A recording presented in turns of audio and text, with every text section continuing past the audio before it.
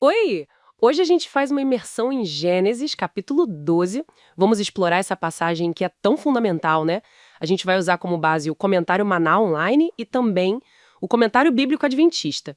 Duas visões para enriquecer a conversa. O foco aqui é o chamado de Abrão, que, bom, depois a gente conhece como Abraão. As promessas que Deus faz para ele, os primeiros passos dessa jornada. E olha, é uma jornada bem humana, com fé e também a fragilidade. A ideia é entender melhor essa história, as lições dela, mesmo nas partes que deixam a gente meio desconcertada.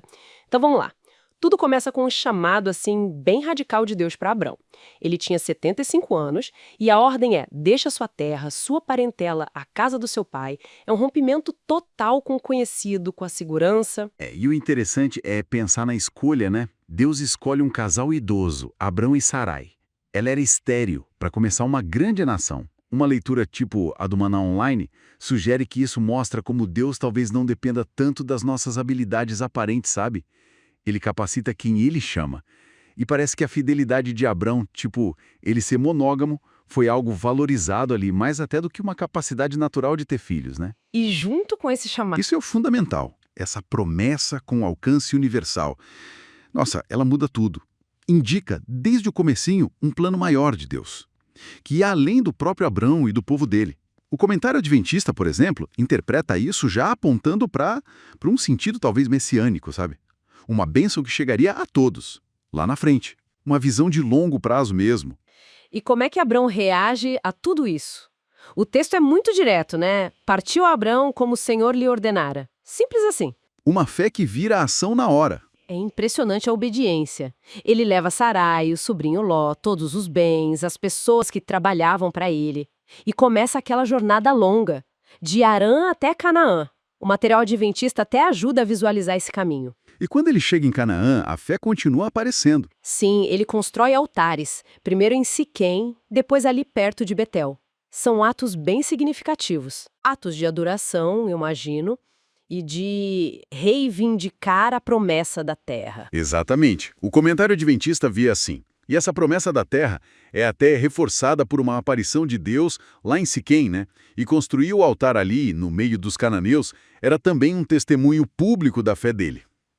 Faz sentido. E que é uma ideia no Maná Online de que essa resposta positiva de Abrão pode ter aberto caminho para Deus se revelar ainda mais para ele depois. Interessante, né? Muito. Mas essa fé inicial, tão forte, ela logo é testada, né? Vem a fome lá em Canaã, e aí Abrão decide descer para o Egito. Aqui a história dá uma virada, fica tensa. Pois é, o medo entra em cena com força total. Ele fica com medo de ser morto por causa da beleza da Sarai. E aí vem aquela ideia. Pedir para ela dizer que é irmã dele. Tecnicamente, ela era meia-irmã, como Gênesis 20 vai explicar depois, mas a motivação ali foi o medo, né? Uma falha clara de confiança na proteção de Deus, como aponta o comentário adventista. O Maná Online é até mais direto, chama de covardia mesmo. Diz que comprometeu a integridade dele. Foi um momento bem baixo ali na história dele, uma falha séria. E as consequências vêm rápido. Sarai é levada para o palácio do faraó e Abrão, que ironia, acaba recebendo bens, presentes por causa dela. Nossa, a promessa quase vai por água abaixo ali, né? Como o Maná Online comenta, beirou a tragédia. Mas Deus intervém. Sim, e de forma direta, manda praga sobre o faraó e a casa dele. Isso protege Sarai e, claro, a linhagem da promessa. E no final, olha que situação, é o próprio faraó quem repreende Abrão pela mentira antes de mandar ele embora do Egito. Impressionante. E mesmo com esse erro grave de Abrão, Deus estava ali, protegendo. A misericórdia é muito visível, como o Maná destaca. Exatamente. Então, o que a gente aprende com esse início da jornada de Abrão? Vemos um homem de fé, sim, capaz de uma obediência radical, mas ao mesmo tempo alguém muito humano, que sente medo, que falha feio quando está sob pressão. Perfeito. Mostra como o caminho do sucesso na fé e o do fracasso podem andar bem perto, né? Como diz o Maná, a falha no Egito não foi o fim da linha para Abrão. Deus continuou trabalhando com ele. Os tropeços não precisam ser definitivos se a pessoa, se aprende com eles e continua buscando a Deus, né? E é fascinante pensar que esse mesmo Abrão que teve esse momento de vacilo tão grande é quem vai ser chamado depois de pai da fé. Exato. Mostra um processo, uma jornada de crescimento. Ele começa a história não como um herói perfeito, mas como alguém real. Uma mistura de entrega total e medo paralisante. E isso deixa a gente pensando, né?